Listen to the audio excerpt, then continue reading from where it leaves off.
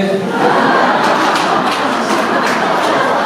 내가 조물보다 용서하지만 코 골고 잡고 다니면 안 된다.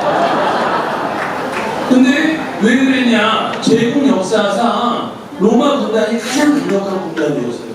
싸웠다 하면 이기는 군단이었어요. 근데 로마 군단에서도 가장 핵심으로 치는 뭐라 그럴까요? 부류가 있었어요. 그들이 누구냐?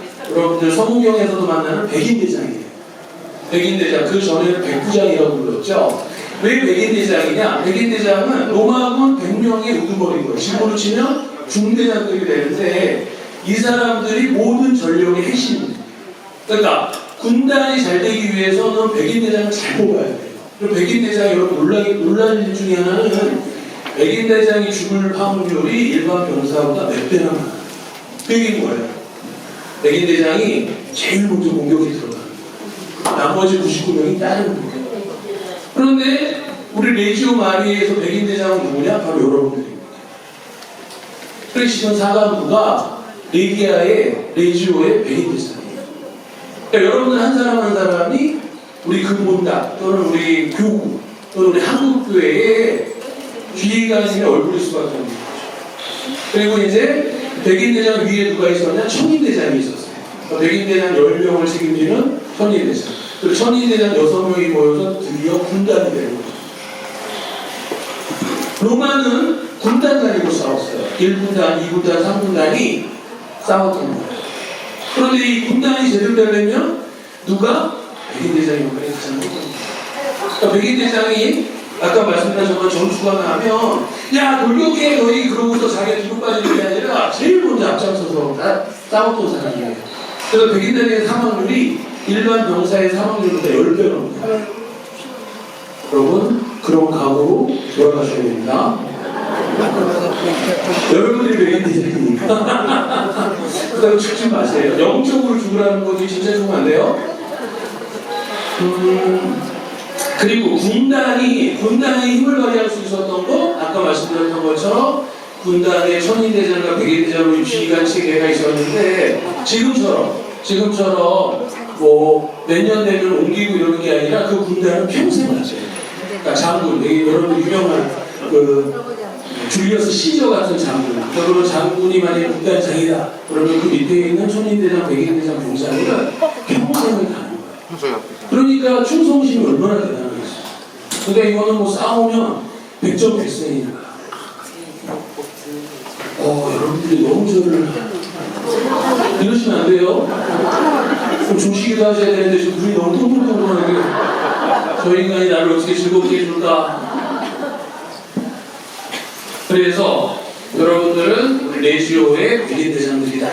그런 자부심을 가지시고 우리 각 프레시즘에서 기쁘게 어저께 보니까 너무 기쁘던데 난 처음 봤어 참. 아무튼 그런 기쁘게 한번 각 프레시즘에서 기쁘고 행복하시게 우리 프레시즘의 역할 안에서 여러분들이 잘 자리를 잡아주시길 물론 지금도 잘 자리 잡고 계시지만 또 잘 자리 잡아주시길 바라겠습니다. 네, 오늘 강의 제가 준비한 강의는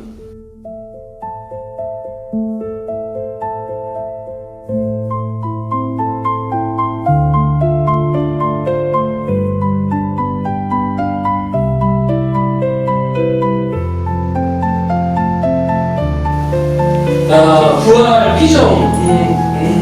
여러분들 부활 사건에 대해서 많은 분들이 좀 궁금해 하시기도 하고 그냥 너무 신기해서 넘어가는 것일 수도 있고 해서 부활이 오면 뭔지 부활식을 지내고 있으니까 부활이 한번 뭔지 한번 생각을 한번 해봤으면 좋겠다. 부활에 대해서 여러분들이 한번 내가 알고 있었던 부활이 이런 거였으면 확인하시는 시간이었으면 좋겠고 또 그렇지 않고 새로운 것을 좀 들었으면 새로운 것을 좀 확인하는 시간이었으면 좋겠는데 사실 부활을 믿기가 쉽지 않은 사건. 여러분들한테 말해요. 부활이 뭐예요? 라고 하면 다시 살아난 거예요. 왜 살아났어요? 그냥요? 근데 사실 왜냐하면 부활 사건은 쉽지 않습니다. 이해합니다. 그런데 우리가 신앙을 갖고 있다고 하는 건 뭐예요? 신앙을 갖고 있다는 건 무조건 믿는 것은 답은 아닙니다. 그러니까 미스테리, 신비라고 이야기하는데 신비는 믿는 거죠. 믿는 거예요. 당연히. 그런데 믿는데 신비는 그냥 믿습니다가 아니라 우리가 이성으로 한번 끝까지 가보는 거예요. 의심을 해보는 거예요. 끝까지. 그런데 어느 순간 벽에 막혀요. 그때 이제 믿는 겁니다. 그래서 미스테리인 거예요. 무슨 얘기 아시겠어요? 우리는 한번 그럼 우리 부활 사건을 한번 의심을 해보는 거예요. 지금 저랑 같이. 잘 들으셔야 돼요. 의심만 하는데, 신님 저는 의심하다 잠들었어요. 그러면 안 돼. 그럼 이 사람은 어떻게 되는 거야? 눈 떴더니 의심만 하고 말아. 그러니까 의심할 때 조셔도 돼요. 근데 의심 안 할 때는 깨시. 너무 어렵다. 자, 여러분들 부활, 그죠? 부활하면은 성서상, 우리가 부활을 성서에서밖에 만날 수가 없어요. 그죠? 근데 성서상에서 부활을 얘기하는 게 증거가 3개가 있습니다. 자, 이거를 통해서 너희들은 부활을 이해해야 되라고 3개를 이야기하는데 혹시 뭐 3개가 뭘까? 첫 번째 여러분 많이 아시는 빈무덤이에요. 빈무덤. 그치? 왜냐면 분명히 예수님이 돌아가시고 아리마테오 사람 요셉하고 몇몇 여인이 예수님을 이스라엘 근처 성 밖에 있는 아무도 사용하지 않는 무덤에 모셨어요. 그리고 문을 닫았죠. 왜 그런 표정으로 저를 쳐다보세요? 저 처음 듣는 얘기하는 것처럼 말도 안 돼. 빈무덤입니다. 빈무덤이에요. 빈무덤. 그렇죠? 빈무덤. 그리고 뭐예요? 베드로하고 요한이 막달라 여자 마리아가 무덤에 예수님이 없어졌어요. 그러니까 달려가는 거죠. 근데 누가 빨라요? 요한이, 젊은 요한이 빠르죠. 흰색 입고 있는 젊은 요한이 빨라요. 그래서 먼저 도착하는 건데 이 그림의 진품은 에우젠 요셉이라고 하는 사람이 그린 건데 이 그림의 진품은 파리 오르세 박물관에 있습니다. 여러분들 가서 보시면 정말 너무나 괜찮은 작품입니다. 아무튼 빈무덤이죠. 무덤이 비어 있었다. 자, 주간 첫날 새벽 갔더니 예수님 실실 없었다. 그런데 이건 어때요? 이건 얼마든지 조작이 가능하죠. 아니에요. 그래서 사실은 여러분 복음서에 보면 어떤 내용이 나오냐? 대사제들이 로마 그 총독한테 가서 얘기하죠. 제자들이 예수님의 시신을 다른 데서 옮겨놓고 부활했다고 얘기할 수 있으니까 경비병들을 많이 세워주십시오. 거기서도 보면 그런 얘기가 나오는 거예요. 그런데 이건 조작이 가능해요. 왜냐면 제자들하고 짜고 예수님 시신을 딴 데 모셔놓고 무덤이 비었다라고 할 수 있는 거죠. 그 다음에 또 두 번째 증거는 또 뭐예요? 증언이에요. 증언. 이 증언은 뭐야? 부활하신 예수님을 만났다라고 하는 사람들이 얘기를 하는 거예요. 여러분 잘 아시는 거잖아. 막달라 여자 마리아. 나는 부활하신 그분을 만났어. 그 다음에 제자들. 나는 부활한 그분을 만났어라고 얘기하는 거죠. 이렇게 또는 제가 방금 얘기한 거, 이거 마태복음에 나오는 얘기죠. 우리는 그분을 배웠어 하는 제자들의 증언이 이제 얘기를 하는 거죠. 근데 이것도 어때요? 반박 가능해요. 야, 니네 짜고치는 보수도 아니냐. 그죠? 입 맞추는 거야. 너랑 나랑 입 맞춰서 예수님 부활했다라고 하자. 그러니까 이것도 얼마든지 반박이 가능해요. 근데 세 번째 증거는 뭐야? 여러분은 혹시 아실지도 모르겠는데 세 번째 증거는 신학적으로 부활의 세 번째 증거를 치는 게 뭐냐? 제자들의 변화입니다. 자, 보세요. 왜 제자들의 변화를 세 번째라고 이야기하냐? 여러분들하고 이제 우리 십자가 사건이 이게 전으로 한번 돌아가봐요. 십자가 사건이 전으로 한번. 그죠? 그럼 예수님이 제자들을 3년 동안 데리고 다니면서 여러 차례 순환 예고하고 부활 예고를 하십니다. 성서상 복음서에서는 3번 했다라고 나와요. 근데 사실 그건 숫자상으로 3번 했다라고 하는 거지만 사실은 기록되지 않은 거로 치면 엄청나게 많이 자주 얘기를 하시는 거예요. 야, 내가 걱정하지 마. 내가 너희들 앞에서 죽겠지만 3일 후에 부활할 거야 라고 자주 이야기하시는 거죠. 그러니까 제자들은 이미 어떻게 보면 예수님이 십자가상 죽음으로 끝나지 않을 거라는 걸 여러 번 들었어요. 물론 들었을 당시에 이해하지 못했지만 여러 번 들은 거예요. 왜 그렇게 생각을 할 수밖에 없냐면 그렇지 않으면 제자들이 부활 사건을 믿는 건 불가능해요. 그렇죠. 여러분 한번 생각해 보세요. 여러분 정말 여러분이 상상할 수 없는 일이 일어났는데 그것이 무슨 사건일까? 라고 생각했을 때 아무 사전 정보가 없으면 그 사건은 뭐예요? 모르는 사건인 거예요. 알 수 없는 사건인 거예요. 근데 제자들은 자신들이 만난 어떤 사건, 자신들이 만난 사건을 부활이라고 얘기하잖아요. 그 얘기 뭐예요? 그 얘기 자주 이미 들었다라는 거예요. 그 당시에는 이해하지 못했지만 아 예수님이 이 얘기를 하셨구나라고 제자들이 이제 깨달은 거죠. 그죠? 그러니 오는 거 보니까 너는 무슨 개소리를 나한테 하고 있냐 이런 표정으로 저를 그렇죠. 이거는 얼마든지 가능해요. 근데 문제는 제자들의 변화입니다. 근데 제자들의 변화를 어떻게 설명하시냐? 자 보세요. 예수님이 세종대한테 우리가 주님만 참 비슷한데 세종대 복음을 읽을 때 늘 듣게 되는 것처럼 복음서 서두에는 뭐라고 나오냐? 예수님이 제자들을 떠날 때가 되신 것을 아시고 제자들을 끝까지 사랑하셨다라는 표현이 나와요. 끝까지 사랑하셨다. 여러분 이 표현은 여러분들 요한복음 4장에 나오는 니코데모와 예수님의 대화에서 나오는 내용하고 똑같은 단어를 사용합니다. 거기서 뭐라고 나오냐? 여러분 너무 잘 아시는 내용이죠. 요한복음 4장 13절 하나님께서는 그죠? 세상을 너무나 사랑하셔서 그냥 사랑한 게 아니야. 너무나 사랑하셔서 당신 아들을 세상에 보내셨다. 이렇게 좀 저를 해보시면 어쩌란 말입니까? 그런 게 있어요. 여러분 좀 괜찮아. 처음 들어도 괜찮아. 너무나 사랑하셔서 당신 아들을 세상에 보내셨는데 당신 아들을 세상에 보내신 이유는 세상을 심판하기 위해서가 아니라 구원하기 위해. 거기서도 너무나라는 표현이 나오죠. 그런데 세종대에서는 끝까지 사랑하셨어요. 그러니까 이게 예수님, 하느님이 우리를 그렇게 사랑하신 거죠. 그러니까 예수님은 이제 당신이 어떻게 되실 걸 아시고 침묵한 산속상에서 제자들을 가르쳐 주시면서 그렇게까지 사랑해 주셨는데 자, 제자들이 어떻게 됐어요? 아리오 사람 유다는 예수님을 은전 30년에 팔았죠. 그 다음에 베드로는 그죠? 3번이나 모른다고 배반했죠. 그리고 나머지 제자들은 성금요일 날 돌아가기 전에 잡히던 날 그때 모두 도망갔다는 표현이 나와요. 모두 도망갔다. 그리고 이제 이 사람들이 뭐예요? 자기가 예수님이랑 연관이 있다는 것을 다른 사람이 알까 두려고 다락방을 문을 닫아버리고 숨어 있었다는 표현이 나와요.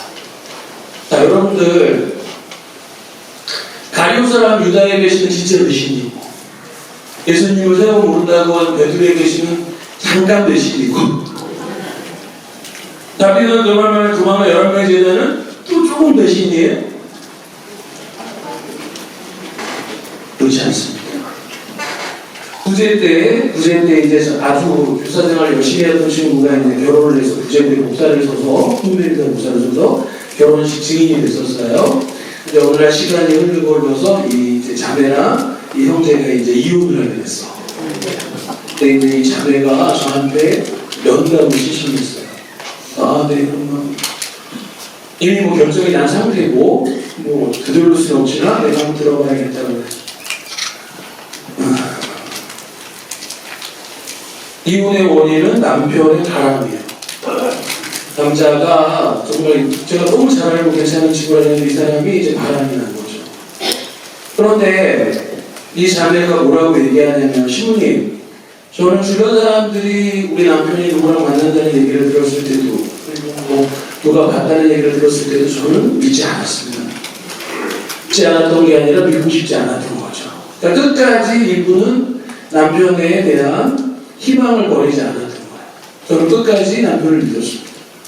그런데 어느 순간 이 바람이 진짜였구나라고 하는 걸 알게 됐냐면 당신이 직접 그 장면을 봤을 때래요. 이 여자하고 남편이 같이 있는 장면을 자기가 봤을 때 이거는 진짜구나라고 다가왔다 얘기를 하더라고요. 그러니까 이 자매는 끝까지 희망을 버리지 않은 거죠. 자기 눈으로 볼 때까지. 그러니까 뭐예요? 끝까지 우리 남편 아닐 거야, 우리 남편 아닐 거야 하고 마음 먹고 몇 번을 거기 기대지만 결과적으로 자기 눈앞에 그게 벌어졌을 때 이제 확인을 한 거죠. 자, 여러분 생각해보면 이 남편이 바람피는 순간에 어떤 생각을 하게 되는 거예요? 이런 표정 좋아. 왜? 지금 저는 바람을 안 펴봐서 아주 좋아, 아주 좋아. 이해 못하는 거 당연해. 뭐 펴봤어야지, 그치? 좋아요. 자, 여러분들 보세요. 가룟 사람 유다가 배반하기 전에 예수님 앞에서 식사를 하다가 배반할 거를 들키죠. 자, 그 다음에 베드로는 어때요? 모릅니다 할 때는 각이 3번 그러고 그때 돌아서서 예수님과 눈이 마주칩니다.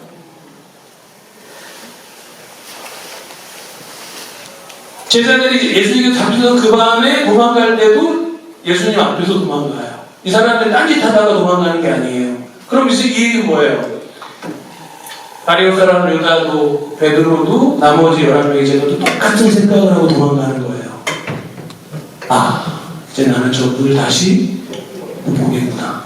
다시 봐선 안 되겠구나. 그러니까 여러분들 지난주 복음인가 어제 복음인가 보면은 뭐예요? 실망한 제자들이 뭐라 그래? 나는 고기나 잡으러 가겠소? 그러고 고기 잡으러 가잖아요. 그 얘기 뭐예요? 3년 동안 예수님과 같이 다녔던 자기들이 그물을 버리고 예수님을 따랐는데 다시 그물을 잡는 거예요. 그거는 뭐예요? 다시 자기의 자리로 돌아가는 거고 나에게 있어서 3년 동안 예수님과 있었던 거는 무인 거예요. 막달라가 마리아도 제일 먼저 나타나요. 그리고 여러분들 오늘 복음 읽게 되는 복음에서 시몬의 토마스의 이야기도 사실은 이상합니다. 이거 말이 안 되는 거예요. 자, 보세요. 여러분과 제가 이제 같이 이제 12명의 제자였어. 그런데 한 놈은 배반했으니까 11명하고 제가 이제 있었던 거죠. 그런데 들려요. 뭐라고 들려? 예수님이 부활하셨대. 근데 사실은 예수님이 부활했다라고 하는 소식은 제자들한테는 어떤 소식이에요? 믿을 수 없는 소식이고 믿고 싶지 않은 소식이에요. 제가 아까 얘기했잖아요. 배반하는 동시에 제자들은 뭐예요? 못 봐요, 이분을. 어떻게 봐? 여러분들 상상해. 바람 피고 못 보잖아. 바람 피고 어떻게 봐요? 못 봐요. 그러니까 제자들 똑같은 거예요. 못 보는 거예요. 그런데 무슨 소리가 들려? 야, 부활했대. 예수님이 다시 살아나셨대. 이런 얘기 들리는 거죠. 그런데 10명의 제자가 있을 때 토마스는 잠깐 딴짓하느라고 있을 수 없었어요. 근데 예수님이 나타났어. 10명의 제자가 야, 그래 내가 부활했다 얘들아 이렇게 하고 가셨어. 근데 나중에 토마스가 왔어요. 끝나고. 그래서 토마스한테 얘기해요. 야, 토마스, 예수님이 우리 앞에 나타나셨는데 부활하신 그분이야. 그럼 토마스가 뭐라 그래야 돼요? 뭐라 그래야 돼? 그러니까 그 자리에 있었어야 되는데요. 어떻게 예수님이 내가 미쳤지 왜 딴짓하러 가서 이래야 되잖아요. 근데 오늘 뭐라 그래? 복음에서 뭐라 그래? 이거는 사실은 제자 간 얘기가 아니에요. 나는 그분의 손자국에 손을 넣어보고 그분의 발에 손을 넣어보고 옆구리에 손을 넣어보지 않고 믿지 않겠다? 이거는 제자 중에 한 명이 토마스 갈레이가 아니라 예수님과 아무 관계가 없었던 유대인 중에 한 명이 얘기하면 그럴 수 있다고 생각할 수 있지만 제자 갈 얘기는 아니에요. 이 얘기는 역으로 생각하면 뭐냐? 역으로 생각하면 그만큼 제자들은 믿고 싶지가 않아. 왜 안 했어? 배반했잖아. 그렇게 당신들을 끝까지 사랑해 주시고 발까지 닦아주셨던 그분을 배반했잖아. 그것도 뭐 발을 닦은 지 한 20일 후에 배반한 것도 아니고 발 닦자마자 그러니까 믿고 싶지 않아. 아까 제가 알았던 그 부재 때 증인을 썼던 그 부인이 끝까지 믿고 싶지 않았던 것처럼 믿고 싶지 않았던 그런 기쁜 소식이 아닌 거예요. 제자들은 예수님 부활했다는 사람. 그러니까 어때요? 그러니까 다른 방에 숨어서 전혀 관계가 없는 사람들처럼 행동을 하잖아요.